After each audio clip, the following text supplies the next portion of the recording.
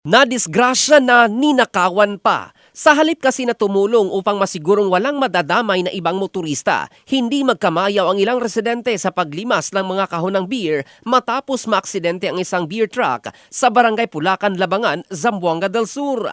Sa video kasi, imbis na tulungan ang driver na nasa alanganing sitwasyon, ilang individual ang sinamantala ang insidente at mabilis na kinuha ang mga kargang beer mula sa tumagilid na truck. May mga saksi pang nagsabing tila nag-uunahan pa ang ilan sa pagkuha ng mga kahon. Ayon sa driver ng truck na si Rexel Garcia, galing pa siya sa Cagayan de Oro at papunta sana sa Pagadian City nang maganap ang aksidente. Dagdag pa nito na wala na siyang nagawa upang pigilan ang mga taong nagsamantala sa aksidente. Umaksyon naman si Barangay Kapitana Susana Migueles kung saan sinita at pinagsabihan nito ang ilang mga residente upang pigilan ang pagkuha ng ibang mga inuming maaari pang pakinabangan.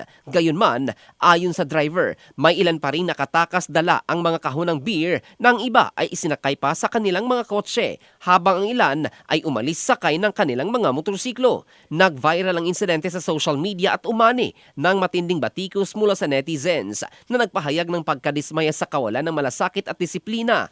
Ayon sa kanila, ang ganitong mga sitwasyon ay dapat pagkakataon upang magpakita ng pagtutulungan at malasakit, hindi ng kasakiman.